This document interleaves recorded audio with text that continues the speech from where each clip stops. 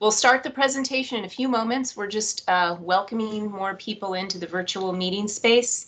This is our second workshop, and we'll have multiple opportunities throughout the evening for you to provide more input on the project's development. So I thank you for your patience. We'll get started in just a moment. We're just waiting for a few more people to arrive before we get underway.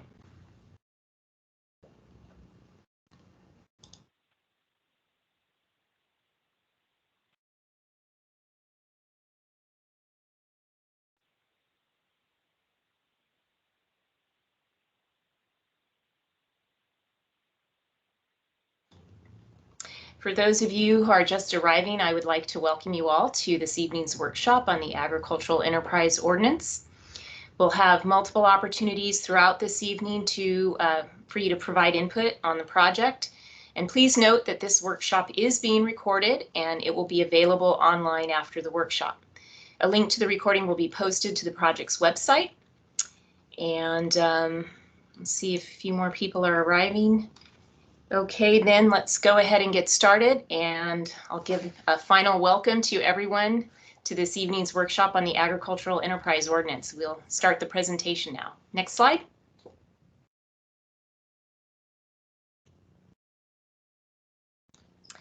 So the Long Range Planning Division is the lead on this project. My name is Julie Harris, and I'm the project manager for Long Range Planning, and I'm here this evening with Supervising Planner David Lackey.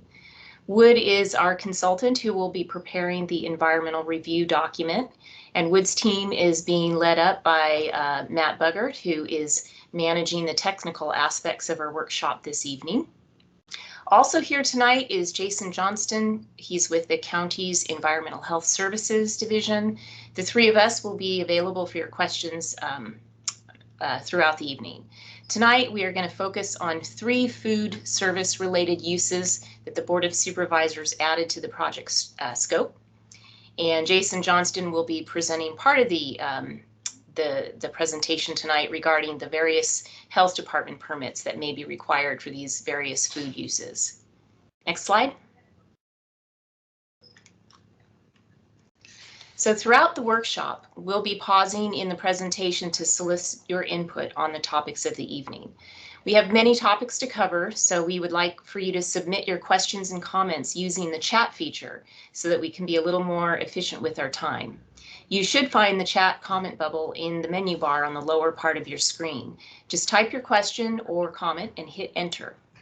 I also would like to request that people keep their comments and questions focused to each topic, and at the end of the meeting we'll have a general Q&A session for anything else, and at that time we'll also open up the meeting for verbal comments as well. Notes from tonight's workshop will be recorded using a digital whiteboard, and these will also be posted to the project website along with the recording. Next slide. Since the topic tonight is food, we wanted to start the meeting by letting you know what you can do today. There's farm stands and U-pick operations allowed on Ag 2 zones.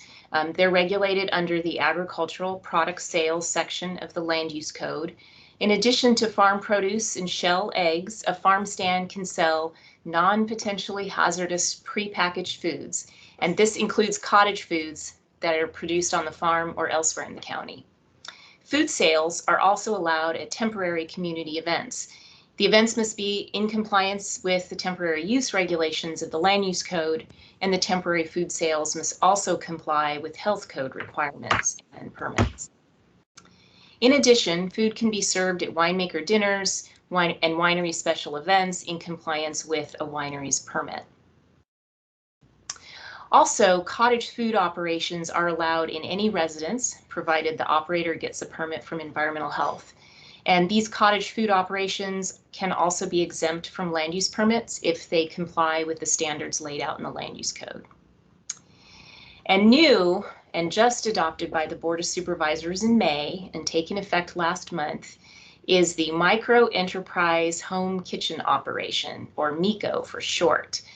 We're going to talk about this new use in a little more detail tonight, and although the Miko is not an Ag Enterprise use and it won't be part of the Ag Enterprise Ordinance, It does open up a variety of opportunities for some of the food-related uses that we're considering.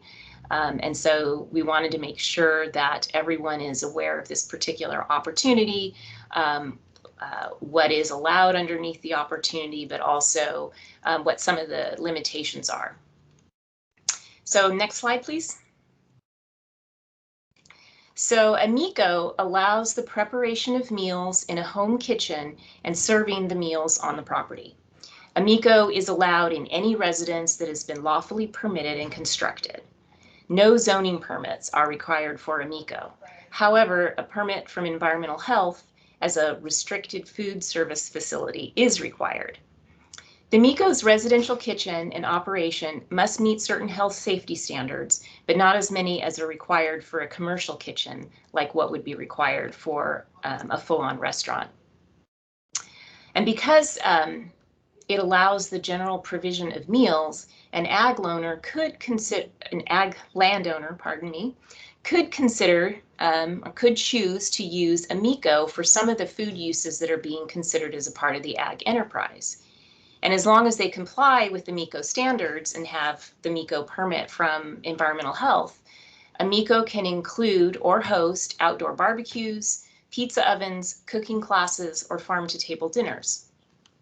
However, it is important to understand a few things as to why the proposed land use regulations for ag enterprise uses will differ from the Miko exemption. First, state law just completely prohibits local jurisdictions from requiring zoning regulations. So if you have a residence, you can do a Miko if you get the permit from Environmental Health, and it doesn't matter what zone you're in. You can be a residential zone, you can be an agricultural zone. A second, a Miko is not related to the agricultural use of the land in any way. Rather, it's allowed as a part of that residential use of the dwelling. And last, a Miko is limited in several ways that distinguish it from a restaurant or from how a food-related ag enterprise might be operated. Next slide.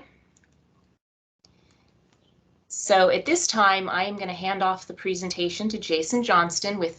He's an environmental health supervisor with County Public Health Department, and he's going to provide some additional information about the Miko permit, as well as more information regarding other environmental health permits for other food services. Jason? Good evening, everyone. We can go to the next slide. So we're going to cover Miko's generally. As Julie mentioned, it is a residential use, so it has to be in a residence. It can't be a accessory structure or something that is not a residential dwelling. There are meal caps, both a daily and weekly meal cap, 30 meals in a day or 60 in a week. And while it says meals, there's a provision for meal equivalents. So if you're not doing a full meal, there's a little bit of flexibility there depending on what your actual menu and what you're actually preparing and having served. All the preparation has to occur that same day. There's no large volume cooking, chilling, holding for later reserving. There's a $50,000 yearly gross maximum. While the code is tied to allow for increases, we don't know how the state is going to do that.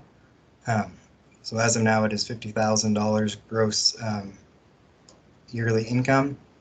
And there is a provision for up to one full-time equivalent employee, or so you could have 2 half-time employees. We can go to the next slide. As was mentioned previously, the meals are prepared in a permitted residence. Meals do not have to be served and consumed at the residence, but that is an option. There can be on-site dining, or it could be to go. There is a plan review on our environmental health website. There is both the application as well as various documents related to operations. We're looking at not as much at pure construction like we would at a retail food facility or a full permitted restaurant, but the type of menu you have or you're proposing, operations for food handling, things like that.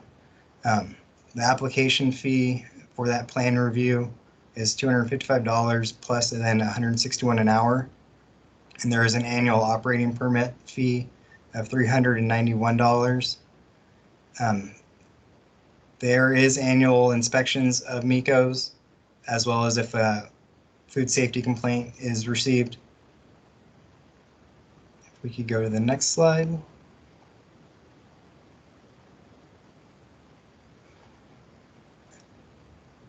So if a Miko is not, if say there isn't a residence on the parcel, or that isn't where someone wanted to go for food service, there are other options to have food service at a parcel. You could have a permitted mobile food facility or a food truck at the parcel.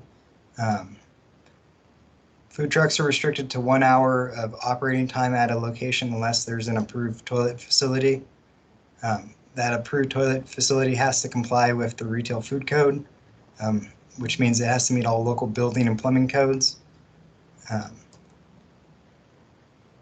which includes hot, warm running water that operates for a set time if there's a metered valve, floors, walls, ceilings approvals, but it's a permanent structure. If otherwise, they can operate 1 hour max at a site. You could also have prepackaged food. So from prepackaged non-potentially hazardous would generally mean not refrigerated, not frozen, not held hot, not temperature controlled. There's a limit of 25 square feet of display area. So if you were to have a small section of packaged food, there are some construction standards related to the display and handling of it, but otherwise there's no permit requirements.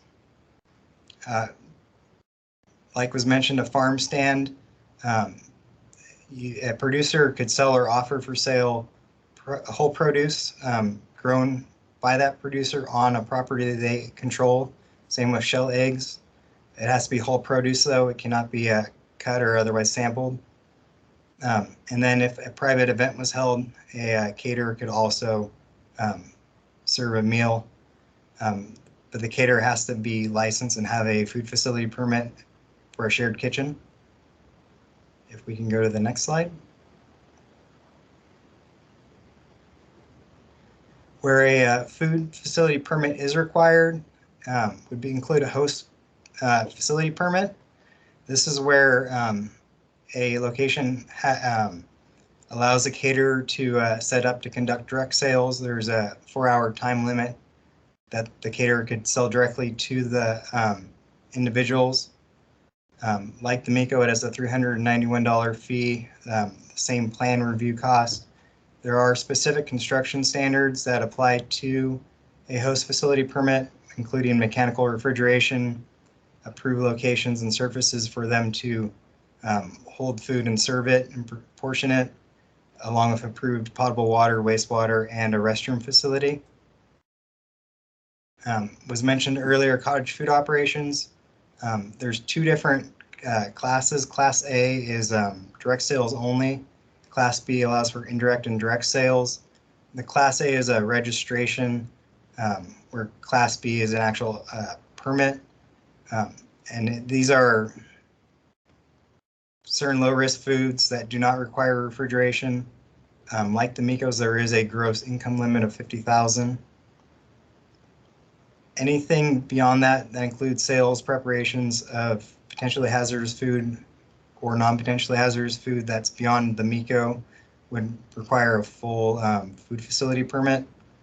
Like the other permits, it is a $255 application fee plus $161 an hour.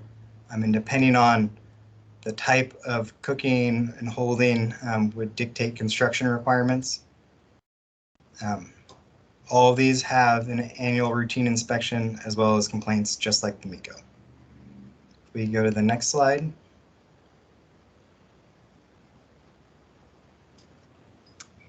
I thank you, Jason. So we're going to take our first pause here for questions and comments about the Mikos and about environmental health, food service topics and the different permits that Jason just reviewed. So I would like to encourage people who have questions or comments to please use the chat feature, that little comment bubble in the different instructions there.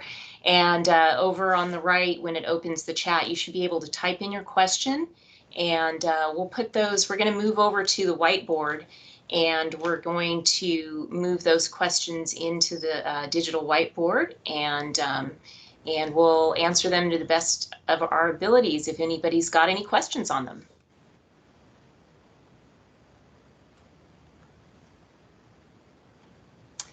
So I do see somebody asked if we are going to share these slides post-presentation. Yes, we can make the slides available on our website along with the notes.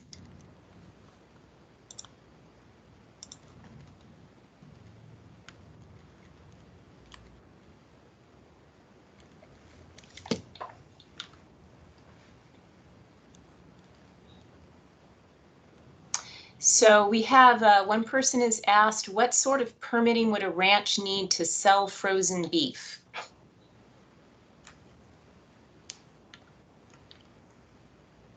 So I want to clarify, we're not talking about the slaughtering of the animal there and then holding it and packaging it. That would be through the USDA or California Department of Food and Agriculture. But and it's frozen. It would be a food facility permit. It would be a full permit. The requirements would dictate exactly what's occurring, but it would be a full permit from the environmental health side of things. Okay, so that would be, for instance, I would think of, so maybe if you do have a ranch and your beef is slaughtered and packaged somewhere else in accordance with the USDA's requirements, but if they wanted to bring that beef back to their ranch and have kind of a farm stand or something at their ranch and sell the frozen meat there, they would have to have they would have to have a food facility permit to do that. Correct. Okay, so our next question is, are pickles and marinated olives considered potentially hazardous foods? So I think I can see maybe like two questions there. One is, could you make pickles and marinate olives under a cottage food operation? That would be one question. And then I think the other part of that question would be, can you sell pickles and marinated olives at a farm stand? Would they be potentially hazardous or non-potentially hazardous?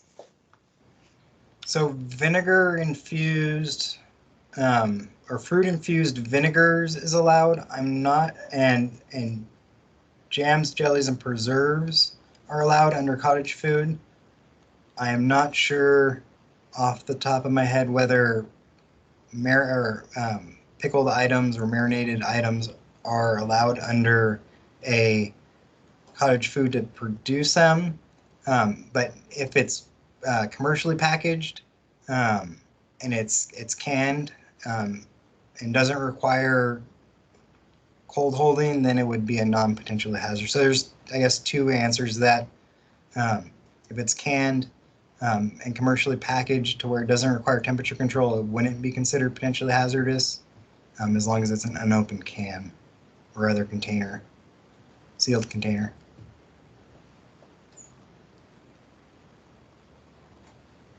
Okay, let's see. If a caterer has a food truck, or I guess if a caterer has a food truck, or somebody's coming to a site using a food truck, does the facility still, the host facility still need a permit? As long as the food truck is permitted as a food truck, there are some caterers that use vehicles that aren't permitted to do retail sales as a normal food truck would be. So that would be if it's a fully permitted food truck, then they wouldn't need a separate permit to operate. But again, there would be that 1 hour limit unless there's a approved toilet facility at that location within 200 feet. Okay. Let's see. Can these types of food service be used on any kind of farm, both Ag 1 and Ag 2? So I think that's a planning department question. So I'll respond to that. So this particular this project is focused on Ag 2 zoning only. The Board of Supervisors did not expand the scope of the project to include the Ag 1 zone. So we're just looking at Ag 2. For uses like the Miko, that can happen on Ag 1. If you're just looking at the environmental health permits, I think those could occur on any zone, because Jason, correct me if I'm wrong, but I don't think that your office looks at the zoning for the food permit. The zoning is something that we handle. Correct.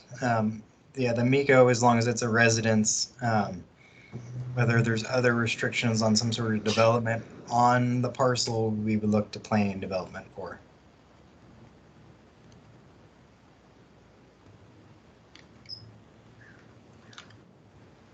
Okay, our next question. What food permit, if any, is required for a ranch providing a picnic lunch with a guided e-bike or horseback tour?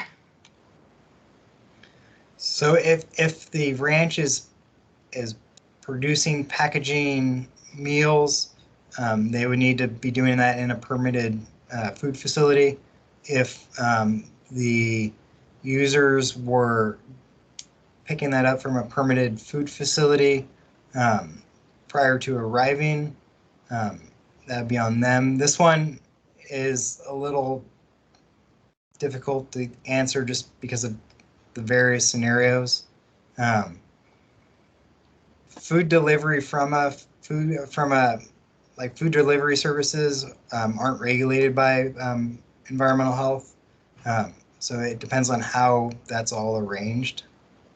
So it just depends on the situation. But if the ranch is producing, cooking, then they would need a food facility permit. Okay, thank you, Jason. All right, we're going to move on to our next topic. And if you have more questions on this topic, just remember we are going to have a general Q&A at the end of the meeting. But I want to make sure that we get through all of our topics tonight in the time we have set aside so that we don't miss anything. So if we could go back to the presentation slides. Great. Okay, now as I get started talking about more of the details of the ag enterprise uses, I did want to remind people that we are focused on the Ag 2 zone only, and that is because the project scope is directed by the board is for the Ag 2 zone only and not Ag 1. But now as we start talking about cooking classes, we've done some research and we've reviewed our survey and the survey responses and our workshop input, and we're beginning to develop our definitions and descriptions and tiered concepts for the tiered levels of exemptions and permits for the proposed uses. And so with our first topic, the cooking class, we're proposing that a cooking class should be a gathering for the education, preparation, and tasting of foods prepared using farm ingredients and local Santa Barbara County agricultural products. Its purpose would be to showcase the farm or ranch's produce and the produce of the county. And this class could be either a hands-on type of course or a demonstration course. but it must be secondary, subordinate, and incidental to the primary agricultural uses of the property on which the cooking class occurs. Next slide. So in a moment, I'm actually going to present some initial size and frequency concepts for a cooking class. But before I do that, I wanted to pause for a moment here to share some of the information that we learned from our survey and our first workshop. And it is helping us to frame some proposed attendance or sizes and the frequency for permit thresholds. So the size and frequency needs to correspond to a small scale use that would be incidental to the agricultural use. And we asked similar questions in the survey as well as at the first workshop, and I'd like to share some of these responses. So of the 81 survey respondents who answered with a specific number about how large, how many people should attend a small scale cooking class or dinner or special event, 47% identified 30 or fewer attendees as an appropriate small scale use.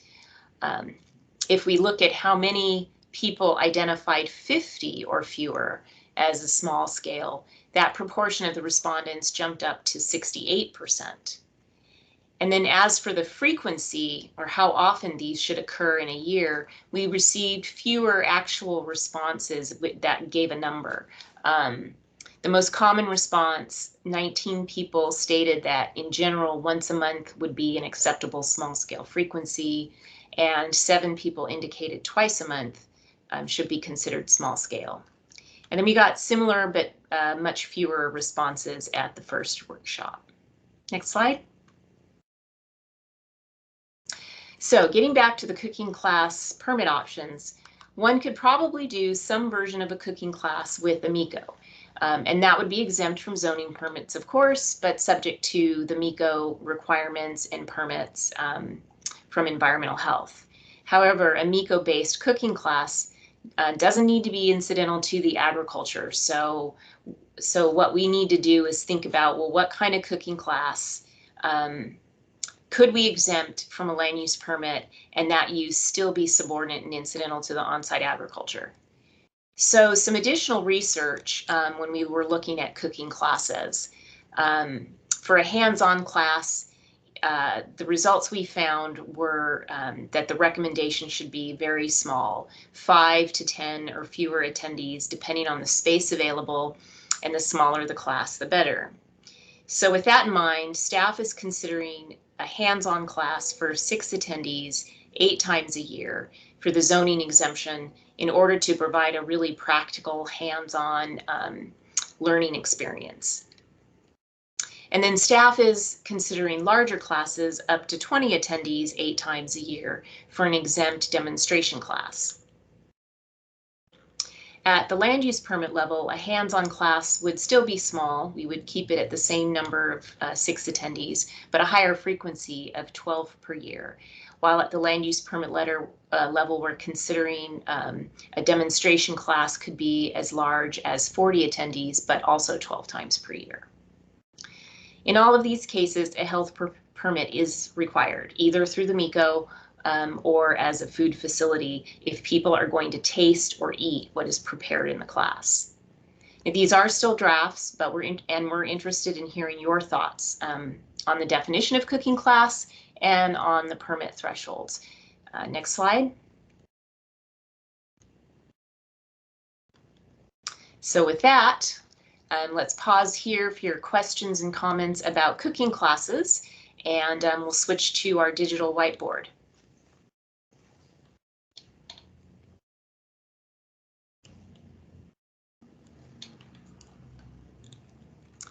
So let's see.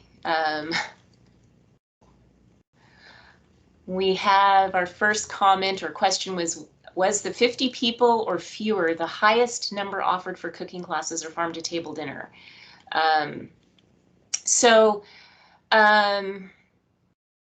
When we asked that question, it was an open-ended question about what people thought would be appropriate for, and we gave the examples of a farm to table dinner or a cooking class.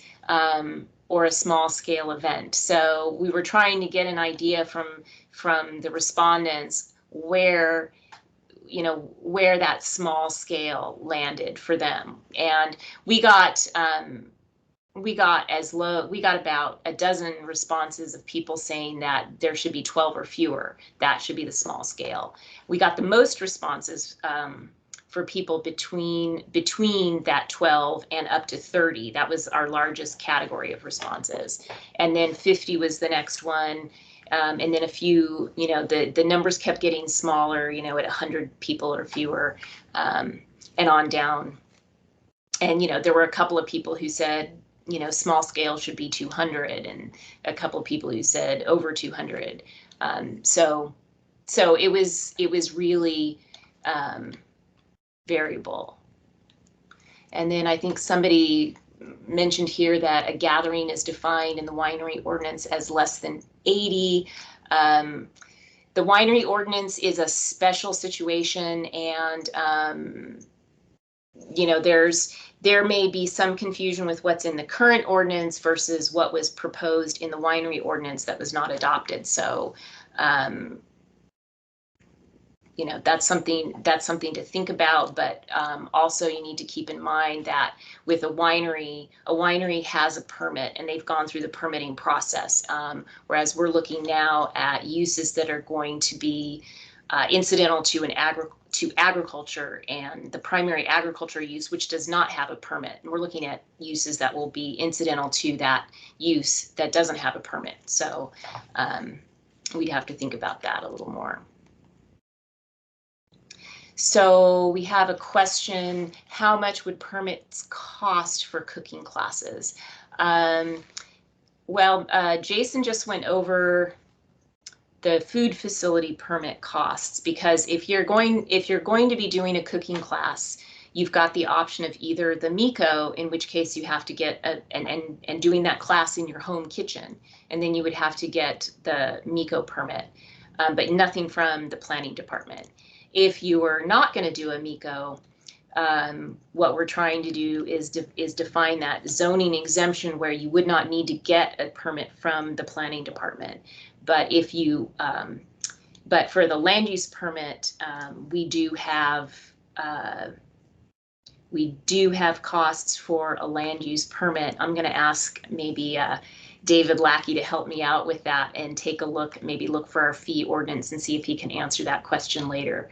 Land use permits, depending on the type of permit, I think it's typically, there's usually a deposit fee and an hourly rate, but I don't know what those numbers are off the top of my head. The next question: if the classes are for only raw foods, what would be required? I think I will let Jason answer that, as far as, I think that question's more of an environmental health question. Yeah, and if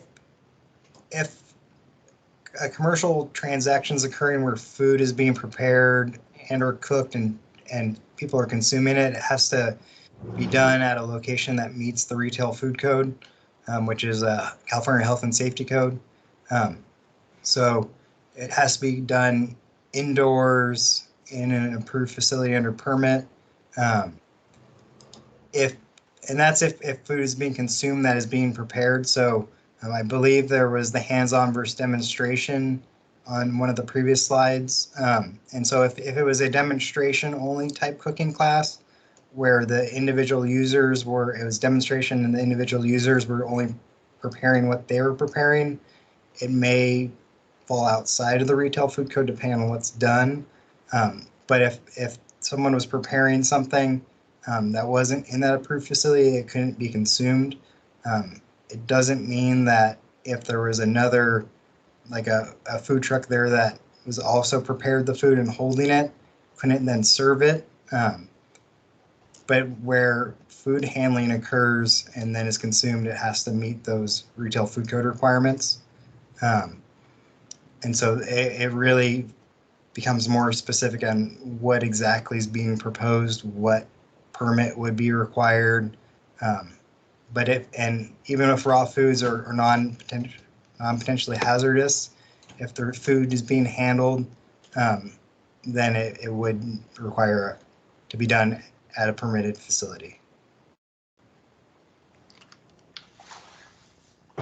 Okay, thank you, Jason. I think if you found suggestions for 6 to 10 participants in a hands-on class, let's go with 10. So we've got a comment there. Thank you very much. Let's see.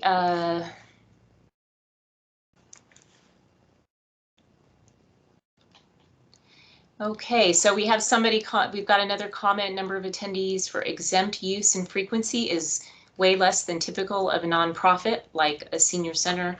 Classes and unlikely to be financially feasible for ag operation to bother with. Okay, thank you for that comment. We'll take that into consideration. We have a number of other comments here. Cooking classes may also require ingredients that cannot be sourced from Santa Barbara County. So maybe something like featuring ingredients from Santa Barbara County. Thank you for that suggestion. We are looking for suggestions like that because we recognize that you can't, it's probably going to be really difficult to come up with a cooking class where every ingredient comes from Santa Barbara County. So we recognize that. We have another comment here, concern that scale is a critical issue and that it needs to be controlled. As the number goes up, you begin to get problems with impact on rural neighborhoods, roads, noise, etc. Okay, thank you for that comment as well. I also see another comment in the chat or question about if tonight's workshop is about food only, or will we be talking about other aspects of the enterprise ordinance?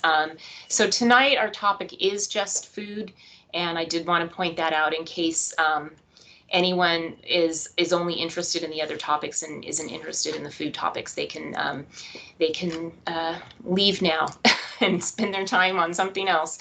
But we are planning to have another workshop, so later this summer. So rest assured, we're going to address some of our other topics later on. But tonight is just food. Okay, so good. It looks like we've got a bunch of questions and comments. Thank you very much. Let's go back to the presentation, and we are going to go on to the farm to table dinner.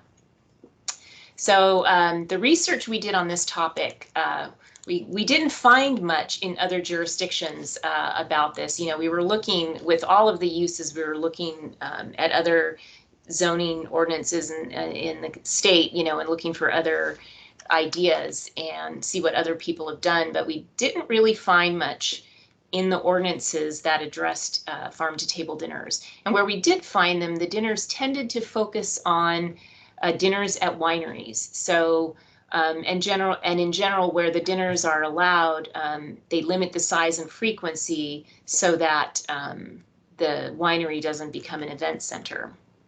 So we think the farm to table dinner is a simple concept and would define it as a dining experience on a farm or ranch that showcases produce grown or raised on the farm or ranch and or grown on other nearby farms or ranches within Santa Barbara County. Next slide. As with the cooking class, a farm to table dinner could be pursued through the Miko using the resident's home kitchen, and that would be exempt from land use permits. But if not a Miko, and also recall that a Miko dinner is not limited to the concept of showcasing farm produce because the Miko is part of the residence, not the agricultural use. So staff is proposing that a dinner could be exempt if it's kept small and with a low frequency, and we're suggesting right now 30 attendees and 6 dinners a year. And then for larger dinners, we're looking at a range right now, 40 to 60 people attending, could be hosted 12 times a year with a land use permit. And in all cases, you have to have some kind of health permit because you're serving food to the public. So either you're doing the Miko operation out of the home kitchen, or you have to have some kind of food facility permit. So there are additional options for the farm to table dinner, including you could use a food truck. which has to have its own health department permit. I think Jason mentioned that in response to a question earlier. Also, if the dinner is catered, then you have a couple of different options. One is if the caterer actually has a food truck. And I think as Jason mentioned, it needs to be a licensed food truck. It has to be licensed as a food truck. Then the caterer could use the truck for as the food facility. But if you want to hire a caterer and have a catered dinner on your property, and you aren't interested in a caterer that might have a food truck, then what you're going to need to have is a host facility on your property. And there are host facility permits that you can get from environmental health. You don't need nearly as much as you would need in a commercial kitchen. You don't need, I think Jason mentioned to me earlier today, you don't even need as much as a home kitchen in a Miko, but you do need, there are certain things you need to have in order for the caterer to keep the food warm and to plate it and serve it. So again, it's really going to depend on the specifics of how you propose to operate a farm dinner. And so as with any of these food related uses, it will be best that you consult with environmental health with your specific proposal. Next slide. And we're ready to talk about farm to table dinners, and we want to hear your questions and comments. So let's go to our whiteboard.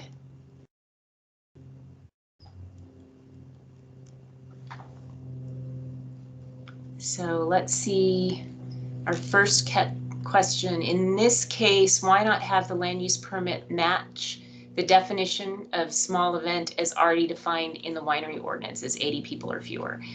How is 40 to 60 determined? 40 to 60 was based on the kind of responses that we got out of the survey and the first workshop, and what were the most common responses and the highest responses were for numbers within those ranges. We are not proposing the winery ordinance. The winery ordinance doesn't actually define a small event as 80 people or fewer. The winery has a definition that's about special events that are 80 to 150. So it's a different kind of definition. The clarifications that were proposed with the winery ordinance a few years ago were never adopted because the winery ordinance amendment was never adopted. And again, there is a difference between a winery facility which gets a permit, and so some of those uses are allowed at a winery under their winery permit, whereas in this case we are looking at uses that are incidental to an agricultural use, which doesn't require a permit, and we are trying to define a small scale so that we are not creating an event center with these permits. Next, would a farm to table dinner of more than 60 require a minor conditional use permit?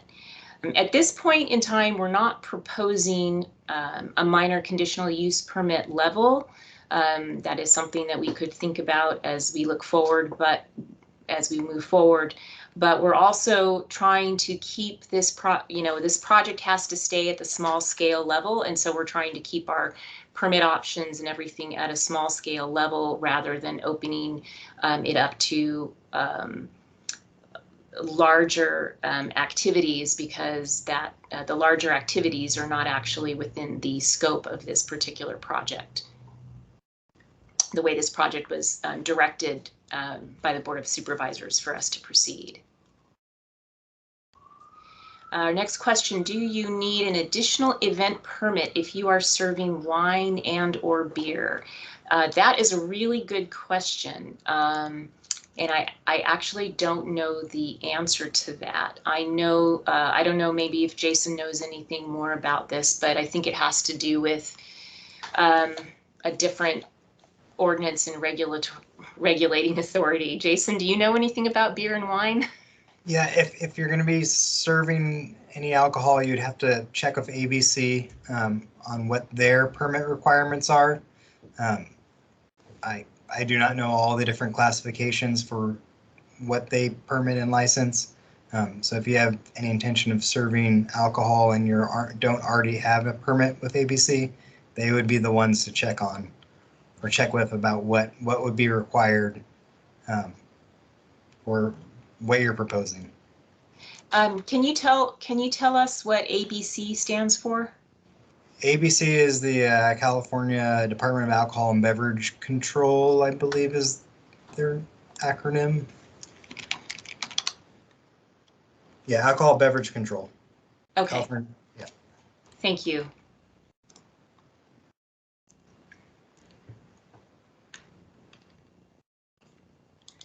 Okay, and our next comment, a land use permit is too expensive and time consuming for allowing more than 30 attendees 6 times a a land use permit is too expensive and time consuming for allowing more than 30 attendees 6 times a year for the right to be meaningful. I hope that commenter can clarify that a little bit.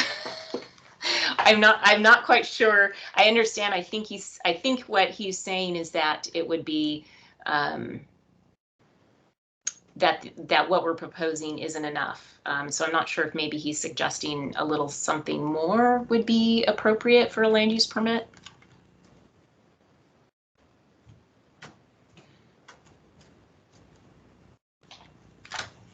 Let's see. Okay. All right. Seeing nothing else coming into the chat, let's go back to the presentation. We've got a couple of more topics tonight.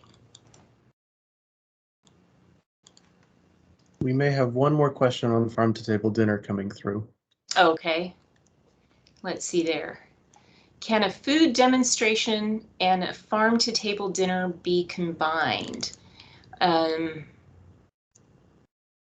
I think that would probably be a possibility. I would still think of it as a farm to table dinner where you had a little add-on at the beginning where you have, you know, a chef demonstrating what, doing some kind of demonstration about the food that they're going to be eating that night and kind of doing a little demonstration about how you put it together. So I could see that as a possibility. But, you know, it'd still probably be a farm to table dinner that just has a little bit, you know, extra.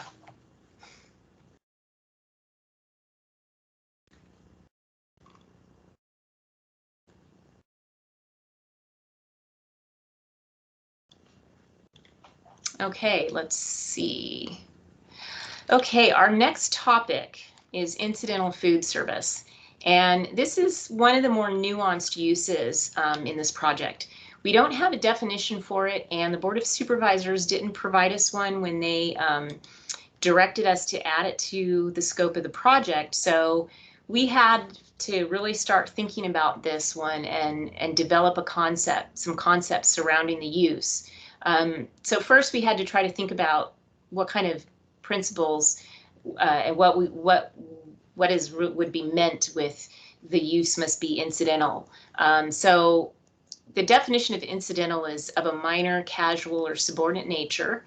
And so we know that the use would have to meet that intent so that the use would not kind of take over the become the primary use. We got to keep the property in agriculture. And we know that an incidental food service can't resemble or become a restaurant.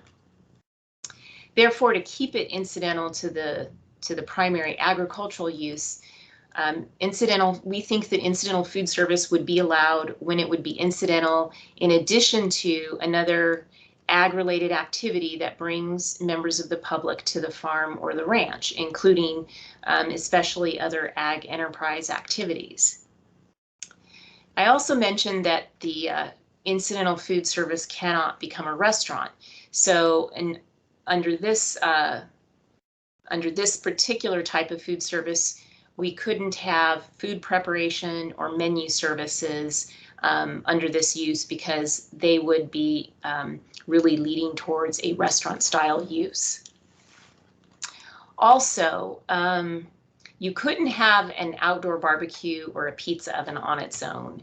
And we mention this because both of these were brought up in our previous workshop, and I believe in our survey as well. People were really like the idea of an outdoor barbecue or a pizza oven, but you can't do it on its own. And the reason why is you have to do food preparation beforehand, because the barbecue and the oven are just the cooking implements. So by themselves, they wouldn't qualify as an incidental food service. But remember, a Miko is one option, and you can have an outdoor barbecue or a pizza oven as part of a Miko. And of course, if you were to have a food facility, like a food truck, I believe you can also, you can include at least one of the two with a food truck. Next slide, please. Another concept for incidental food is that it generally be consistent with the farm stand incidental food sales, and that and so with the farm stand you can sell non-potentially hazardous prepackaged food, and I think this was talked about a little bit with Jason's presentation about what didn't need a permit from environmental health. Other foods, though, like prepackaged foods that require refrigeration, or some that require holding temperatures. And in this case, I'm really thinking about things like some kinds of cheeses or prepackaged salads and sandwiches, food that might be a little bit more substantial than what you could sell under the non-potentially hazardous umbrella. We're thinking that these kind of foods, or sale of these kind of packaged foods, might also be allowed without a zoning permit.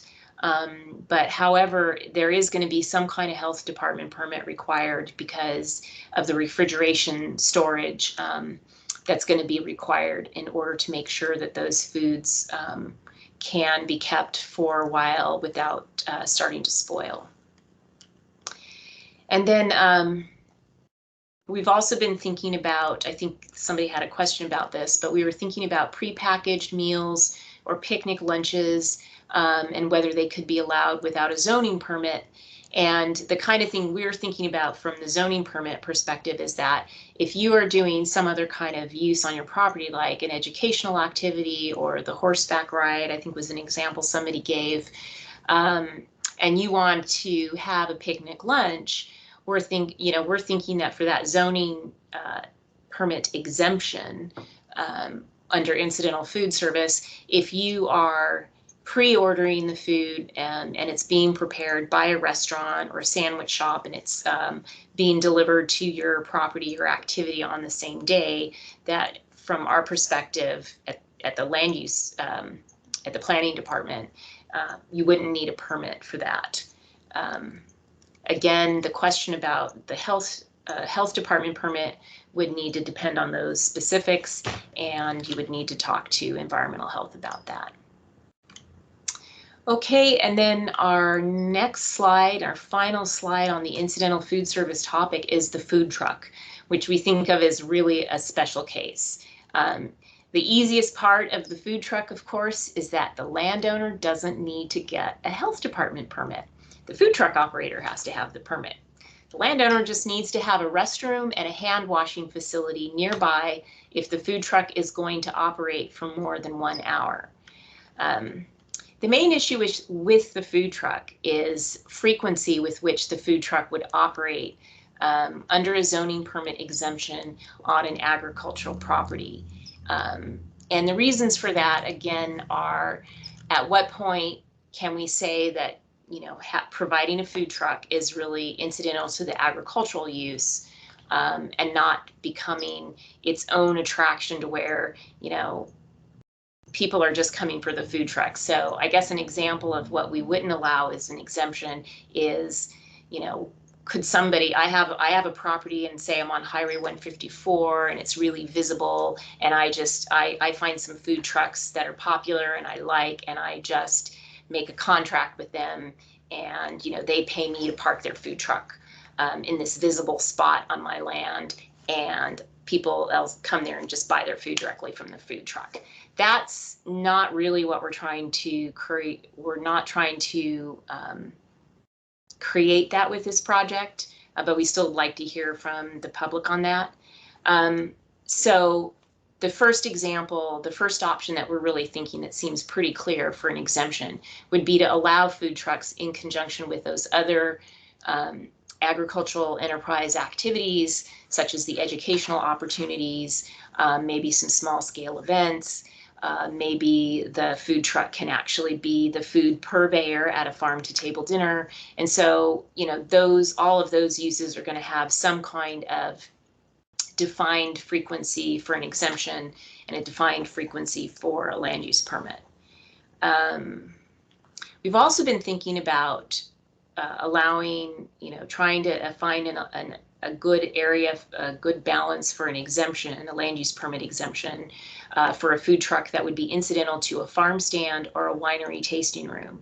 But as many of these, you know, farm stands and tasting rooms, they're typically open daily. It raises more nuanced questions about what would be an appropriate frequency for parking the food truck.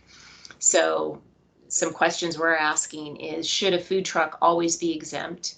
And if it is, what prevents it from becoming the daily attraction?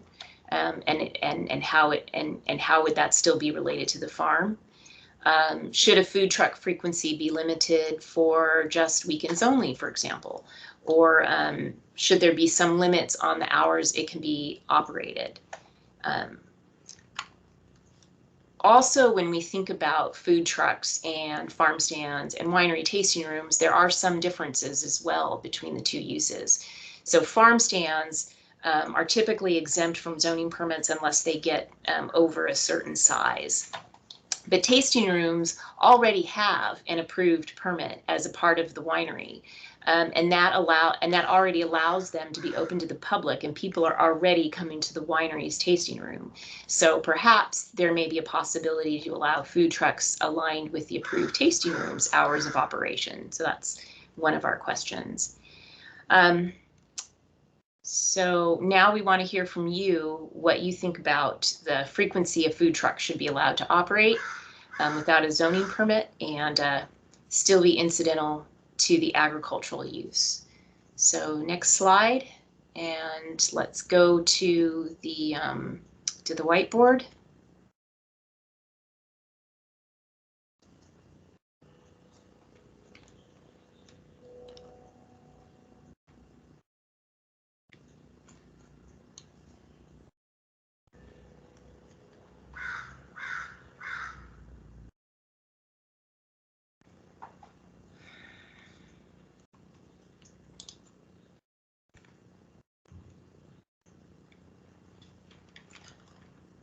So it looks like we've got some comments here. No on-site food preparation, leaving only the option of prepared, processed, prepackaged food from off-site or catering. Saying a Miko is an option is not a realistic solution. It is so limited. None of this is a food program that allows someone to use their ag land to educate consumers. Not a restaurant. Parts of the definition of incidental are too restrictive to be workable and are inconsistent with state emergency regulations for food service at wineries during the COVID shutdown. So all I can say about the emergency regulations is that is specific to the COVID pandemic, and we're looking at exemptions and permitting options outside of the pandemic.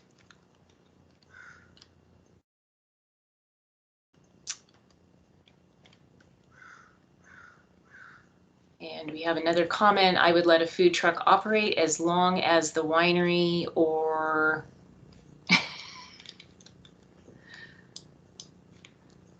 see if that person finishes his thought in another chat.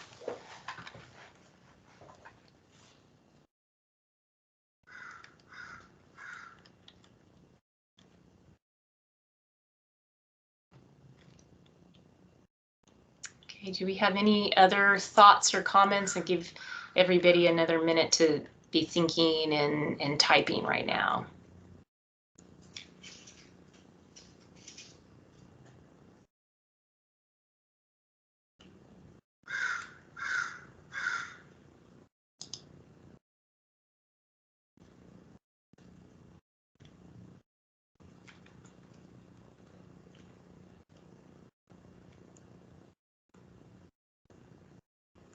So we have outside of the pandemic, the not a restaurant definition does not allow for actual food service. To not be able to cook on site is not allowing food. So one of the things we want to try to distinguish is we have a farm to table dinner option that we're looking at, and we have a cooking class option that we look at, and we have food trucks. But the idea of the incidental food service is something different. And I think part of the problem is if we start going too far down the path of cooking on site, we're starting to look at a restaurant. So we can't have a restaurant on the Ag 2 land. So I would be interested to hear if people have some thoughts about what would be incidental, but not a restaurant and not a farm to table dinner, and yet still be incidental to the agriculture.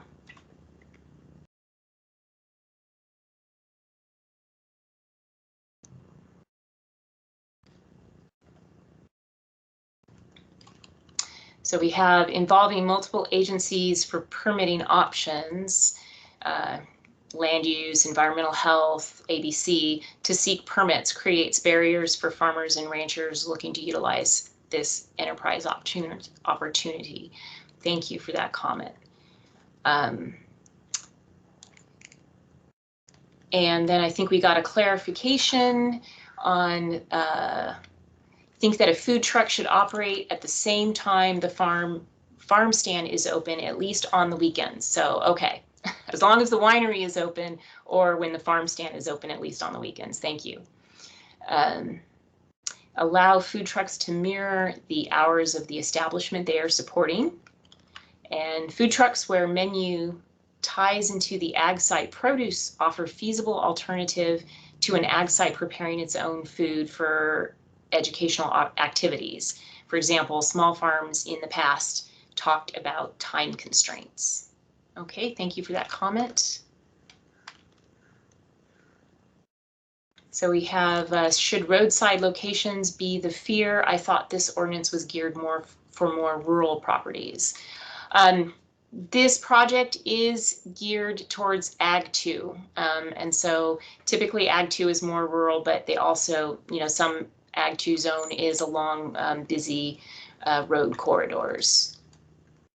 Next comment, incidental food is imperative to keeping wine consumption safe. Why would you limit food service at the tasting rooms? They are not primarily restaurants. Okay, thank you. Incidental should be ancillary to the main use, such as wine tasting, but be limited in menu and hours compared to a restaurant.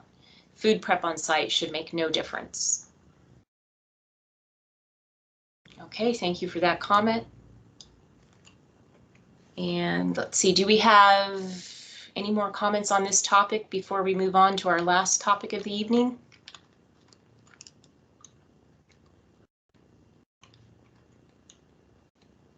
Okay, thank you. Let's go back to our presentation for our last topic of the evening. And this is, I'm going to hand this presentation back to Jason in a moment. This is about environmental health service requirements for water and wastewater. Jason? So for those who were present at the farm stay water wastewater section, these are very similar. The first one is to consider what the existing water system is that's serving the parcel.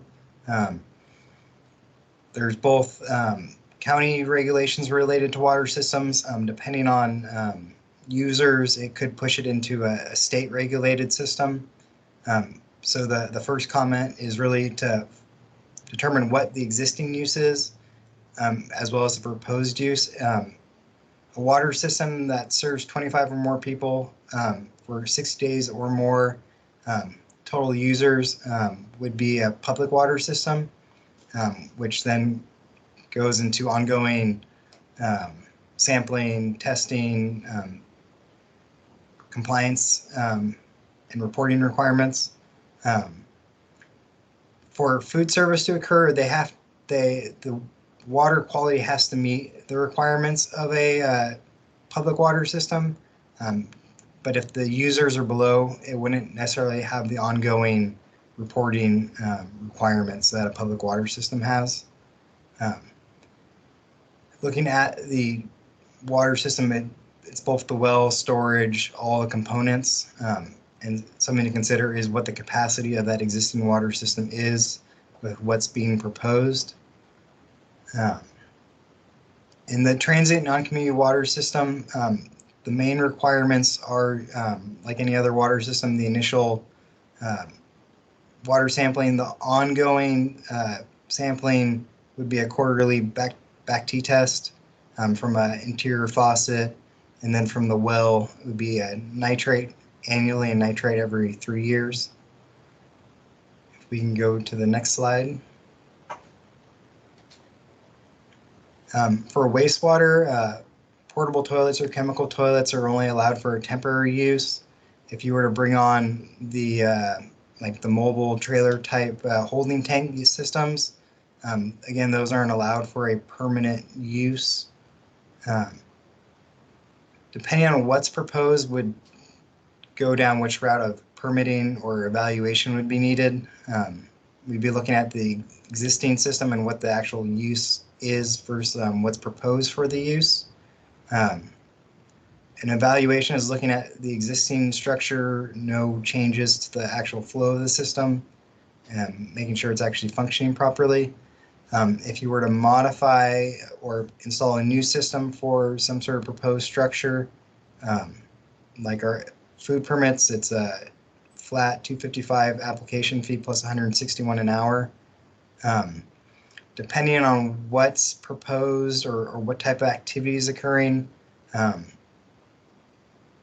and this doesn't necessarily relate to food, but from a wastewater perspective, if there was a standalone restroom or restroom shower facility, that would still be considered a connection for a water system. So both population count as well as connections play a role in permitting of water systems.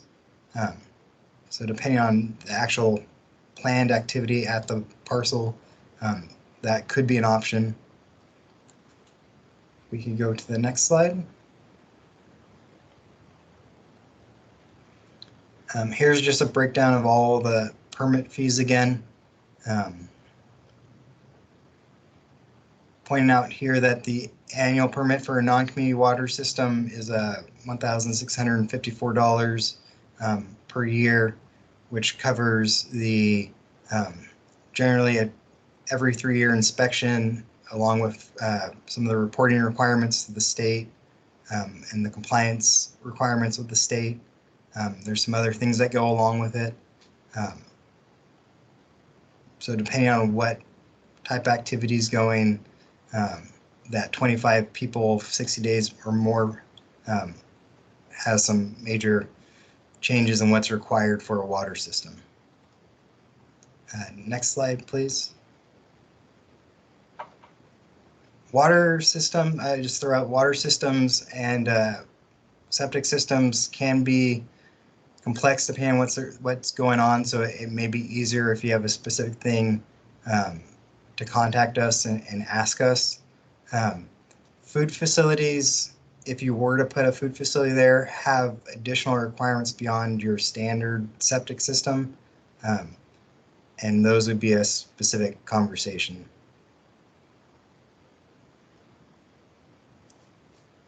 And we're going to open it up to questions. Okay, thank you, Jason. Let's go back to our board and let's move on to the water and wastewater. And do people have any questions for Jason regarding water and wastewater environmental health topics? Please type your questions into the chat.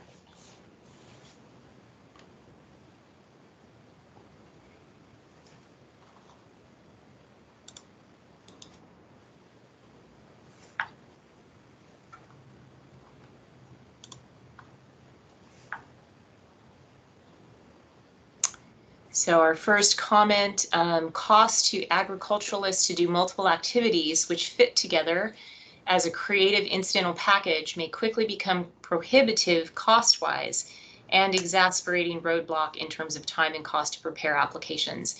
Is there some way to create a financial feasible package? That is an interesting question. I'm not prepared to answer that question tonight.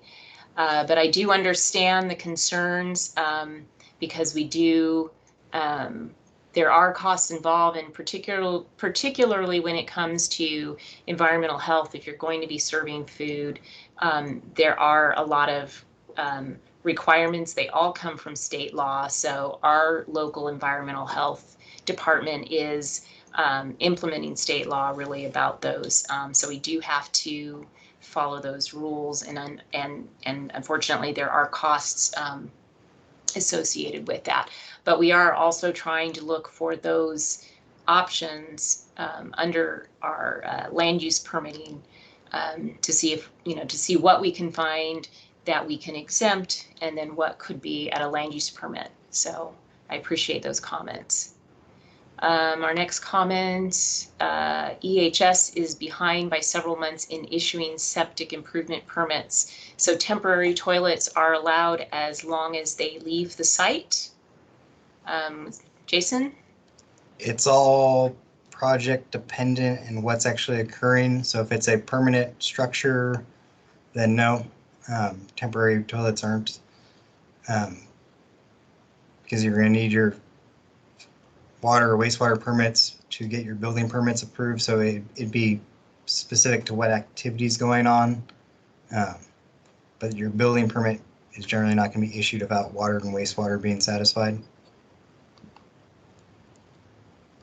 So I want to expand on that thought a little bit. What if they've got, they're getting the permits, or I mean, are you saying that the building permit won't be issued until EHS issues a permit, or what about the use of a temporary toilet for a short period of time while they're finishing environmental health review?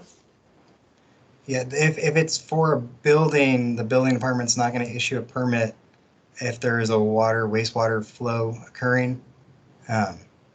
If it's related to a food facility, the toilet needs to comply with food code. So again, you would run into that. So it just depends on what the situation is. Okay. Next comment, the profit margins on cooking classes and farm-to-table dinners are often quite low, and the Miko permit costs will likely be prohibitive to most. Thank you for that comment. Let's see.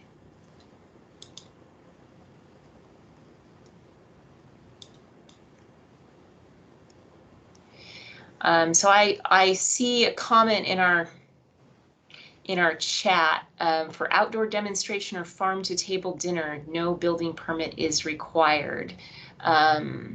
So I think that question, if I'm understanding this question, this person would like to know if you've got a use where you're not going to be constructing a new building, so you're not going to be getting a building permit, but you're going to have people come to the site, say for your farm to table dinner, can you use a temporary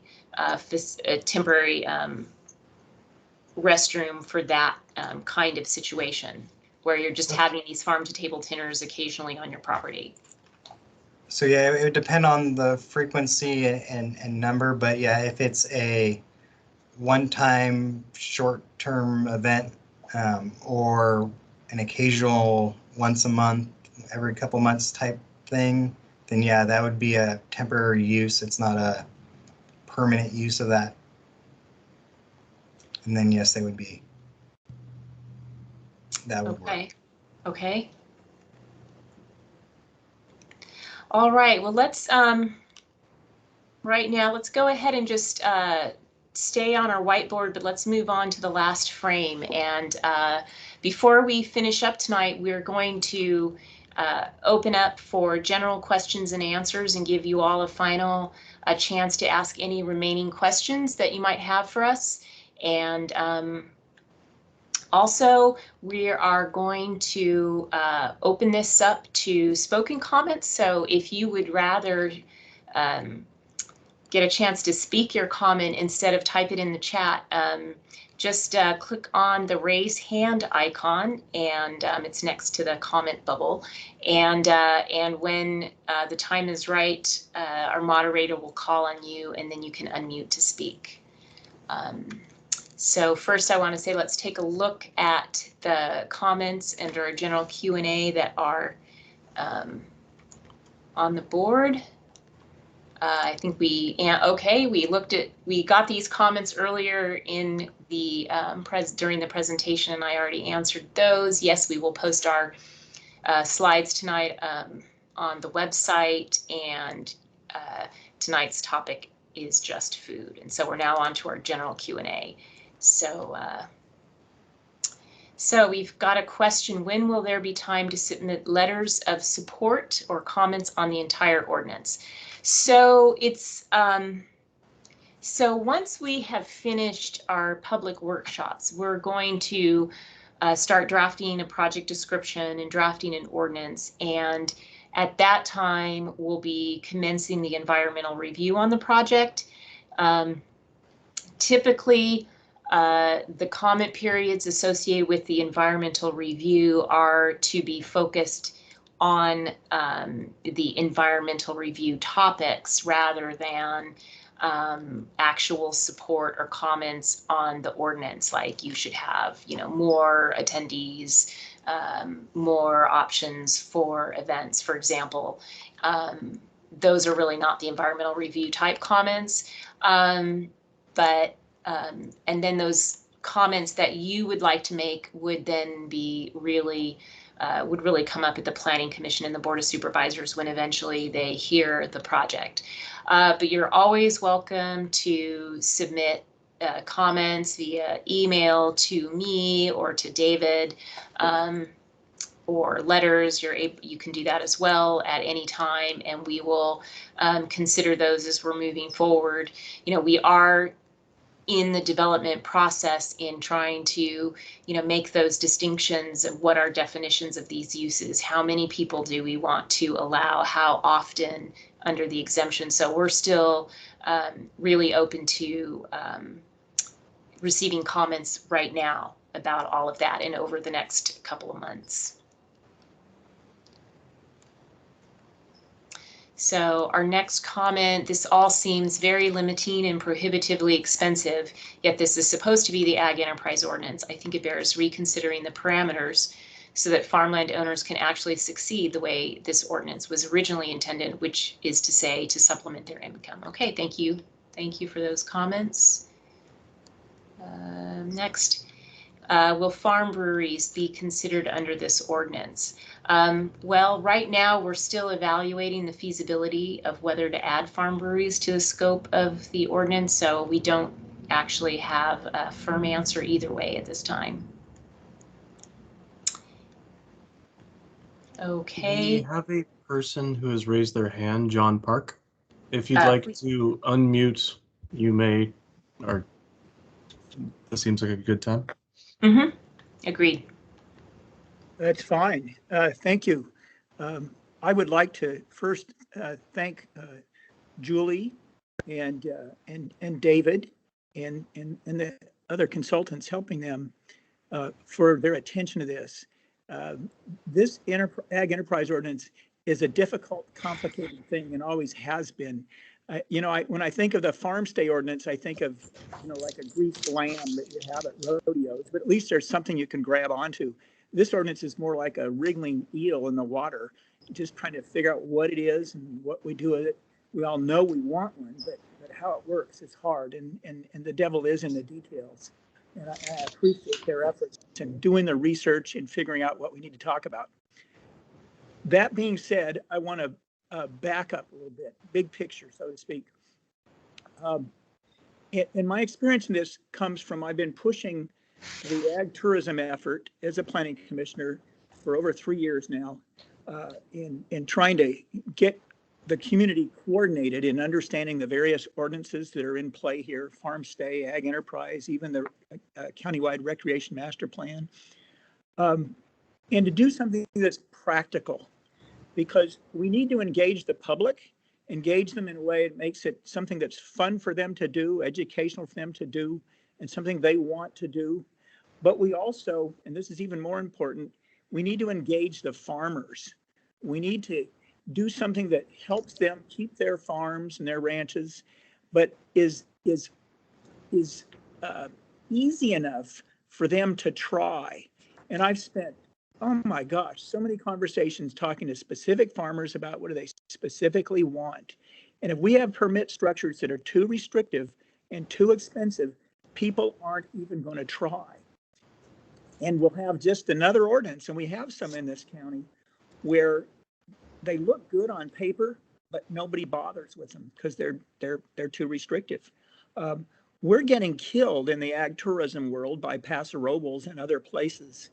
And there's a reason for that. And it has to do with the restrictiveness of these things as well as promotion. So I would encourage, every time we look at this stuff, we look at, is it practicable? Is it workable? Or are we going to invest a huge amount of money in preparing an ordinance and doing the environmental review and all the work at the decision maker level, including the time I'll put in, on something that doesn't go anywhere?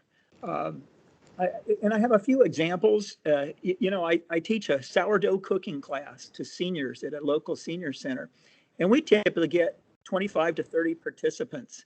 So to just limit a cooking class to 20 for demonstration only seems just unreasonable. My experience is more will come, and they'll come more often than once every couple of months. I move on to incidental food service. That's a term near and dear to my heart because I'm the one who coined it. I came up with it in a position paper that we submitted to staff and that staff submitted to the Board of Supervisors as part of the board letter on November 17. And it was that particular alternative that was adopted by the board for its scoping. And I can tell you, with the board members I lobbied and the ag owners I spoke to and myself, we thought incidental food service meant a lot more than being proposed here tonight. The reason I brought up in the chat comments what wineries can do in the during the COVID shutdown under the state emergency regs is it's given us an experiment. We've had over a year to watch how the wineries are doing, and is it a problem for anybody? And I suppose you could find one or two places that have kind of overdone it, but pretty much everyone's happy with it. It's worked for the wineries, it's worked for the public, it's worked for everybody.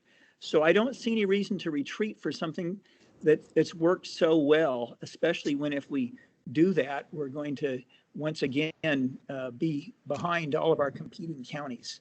So if I have to beat this thing to death, I'll beat it to death. And that is, if we're so restrictive, there'll be a major debate at all decision-making levels. And I think it's better that we work on these definitions a little better, make them less restrictive. You know, I'd rather see some of the numbers that are there for LUPs be there for exempt purposes. And I hearken back to all the cannabis permit applications that come in front of the Planning Commission all the time. And there we're looking at LUPs as something for 100-acre and 200-acre grows.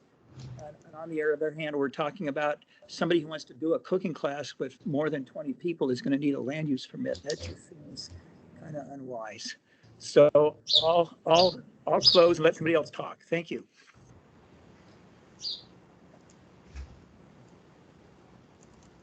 Thank you, Commissioner Park. Let's see, we've got some other questions. Is there any way that this ordinance will be done within the next 15 months? Well, we certainly hope so. And it will be done if the scope of the project, if we keep within the scope of the project.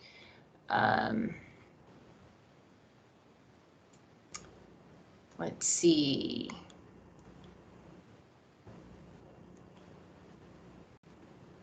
So let's see, we have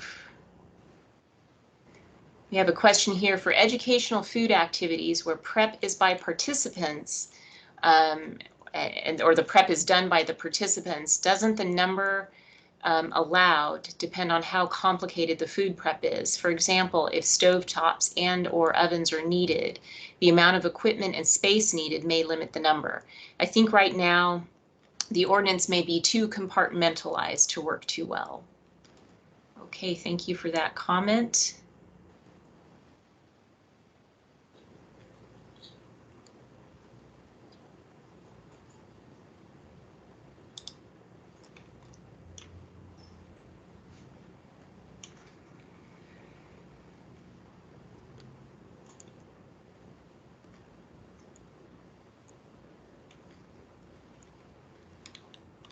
Okay, I'm looking to see if we have anything else coming in. We've got several people commenting in agreement with Commissioner Park.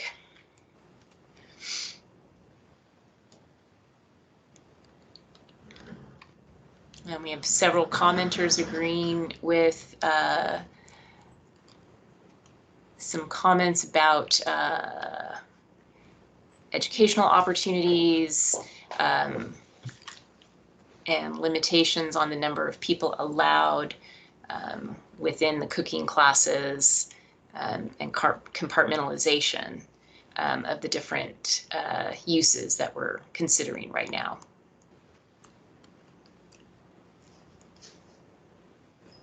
So I think it seems to me kind of the general theme of these comments are that people here are looking for more streamlining, I think more exemptions so that the costs will be easier to bear for the farmers. I might want to ask Jason, do you know of any opportunities with regards to environmental health that could bring down costs or streamline? From a food permit perspective, all our fees are based on cost study and actual costs for the program. So it would have to be a separate board of supervisor approved fee ordinance for a specific activity with support for it.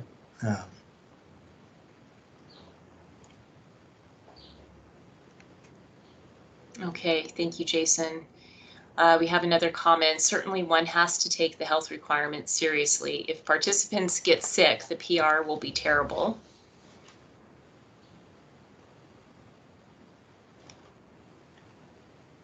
So we are just about at the end of our time here. Do we have any other comments before we wrap up?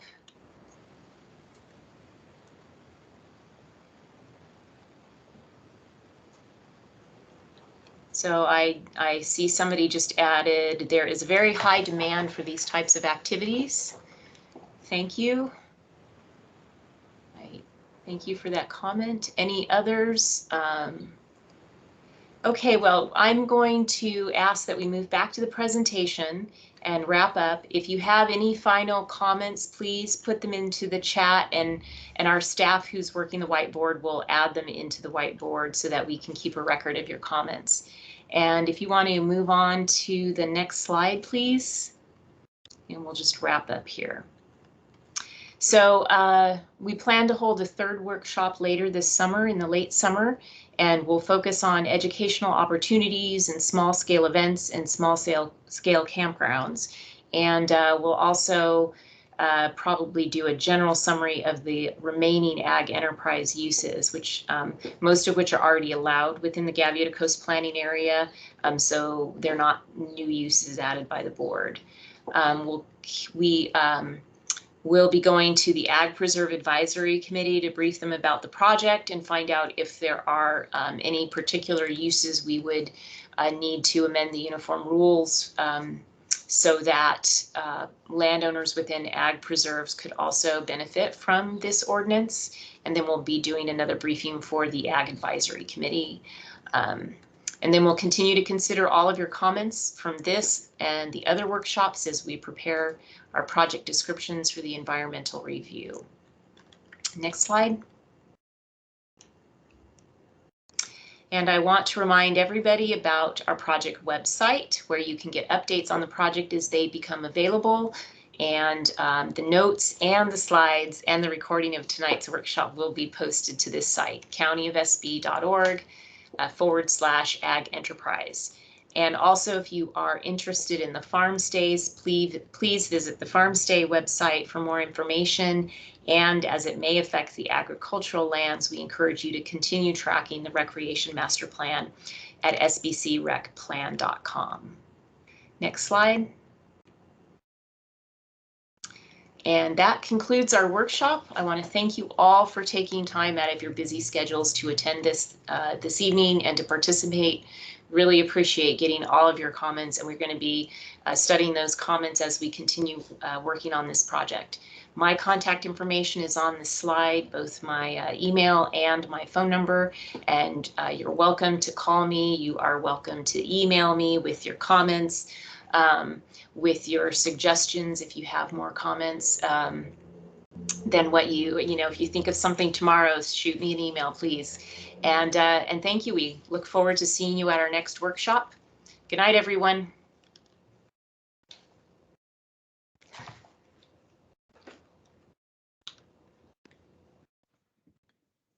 And I'm going to end the recording. Thanks, Matt.